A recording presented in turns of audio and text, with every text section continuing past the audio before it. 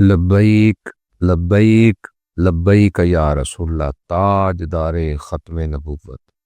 زندہ باد زندہ باد زندہ باد۔ فلسطین سے ہمارا رشتہ کیا، لا الہ الا اللہ محمد الرسول اللہ۔ آج ہم ان عظیم شہداء کو خراج تحسین اور سلام عقیدت پیش کر رہے ہیں جنہوں نے آج سے ٹھیک 5 برس قبل 2021 میں شہر لاہور کے دل میں مسجد رحمت للعالمین کے قریب چوک یتیم خانہ پر حضور تاجدار ختم نبوت صلی اللہ علیہ وسلم کی عزت و ناموس پر پہرا دیتے ہوئے اپنی جانوں کا نذرانہ پیش کیا۔ یقیناً قوم کے ان عظیم سپوتوں نے روزہ تو لاہور میں رکھا اور افطاری جنت میں کی۔ آج ہی کا دن تھا جب اس دور میں ریاست پاکستان پر مسلط اپنے آپ کو طاقتور سمجھنے والوں نے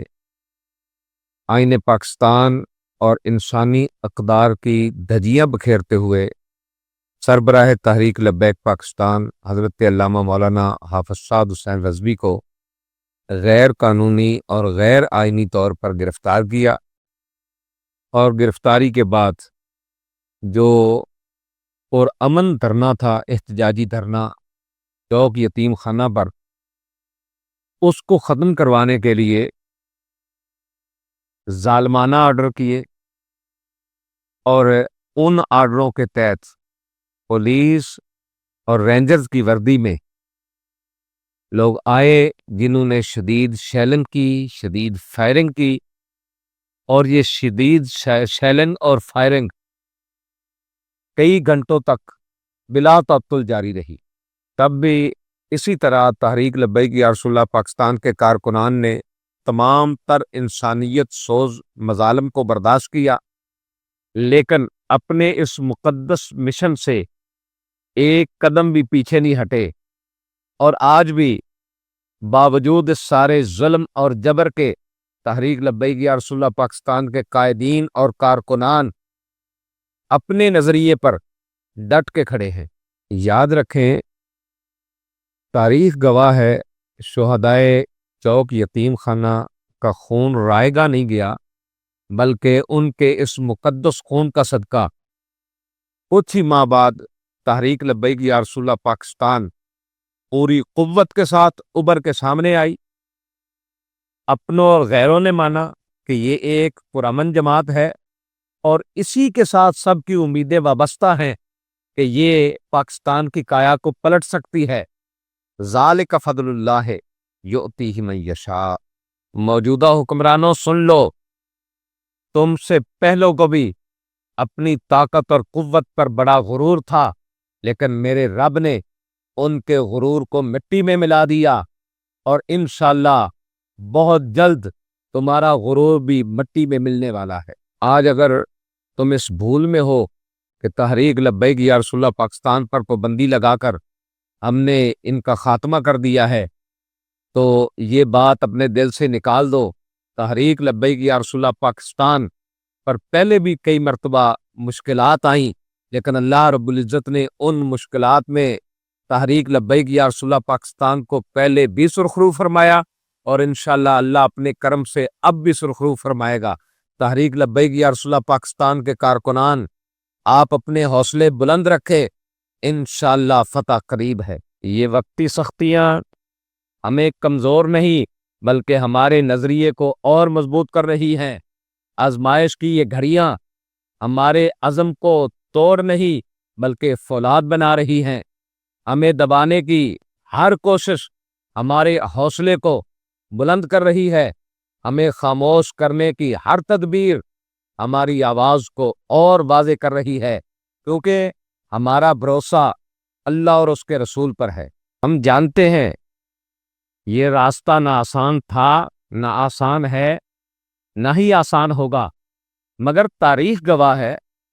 کہ حق کی راہ میں آنے والی رکاوٹیں جلد یا بدیر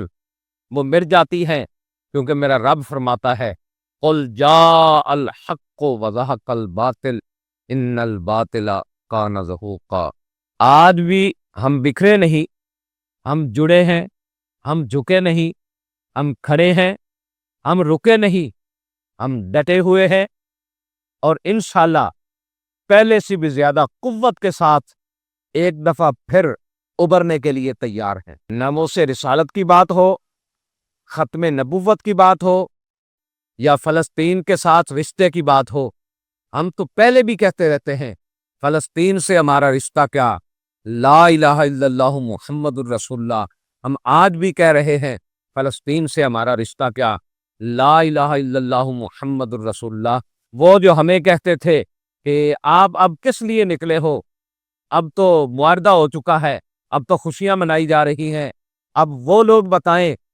کہ وہ غزہ کے مظلوموں کو کچلنے کے لیے اب پورا کفر جمع ہو رہا ہے ان کو کچلنے کے لیے،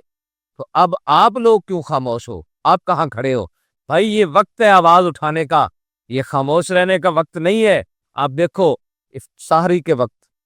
افطاری کے وقت ہمارے آگے طرح طرح کے انواع و اقسام کے کھانے پڑے ہوتے ہیں،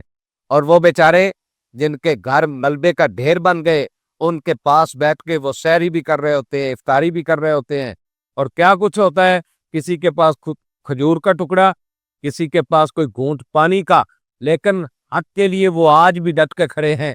ہم نے تو جتنی ہمارے اندر توفیق تھی ہم نے تو ان کے حق میں آواز اٹھائی، کیا آپ آواز نہیں اٹھا سکتے؟ کیا اب بھی ان کی مصنوعات کا بائیکاٹ نہیں کر سکتے؟ بھائی ان کے لیے آواز اٹھاؤ، اگر خاموش رہو گے تو بتاؤ پھر کل اللہ کی بارگاہ میں جب پوچھا جائے گا تو کیا جواب ہوگا؟ آج وقت ہے، آج بولو دلیری کے ساتھ، جرت کے ساتھ۔ اگر خاموش رہو گے تو پھر سنو شاہد خیالوی صاحب کیا فرماتے ہیں، بزدلی خوف کے پردوں میں چھپی رہتی ہے، جبر کو آنکھ دکھاتا ہے، نڈر بولتا ہے، جیسے تخلیق میں خالق کا ہنر بولتا ہے، گھر کے ماحول کا لہجے میں اثر بولتا ہے، جسم کے ساتھ جڑا ہو یہ ضروری تو نہیں، جسم کے ساتھ جڑا ہو یہ ضروری تو نہیں، نسل اچھی ہو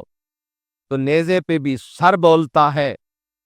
تاجدار ختم نبوت، زندہ باد زندہ باد زندہ باد۔ فلسطین سے ہمارا رشتہ کیا، لا الہ الا اللہ محمد الرسول اللہ۔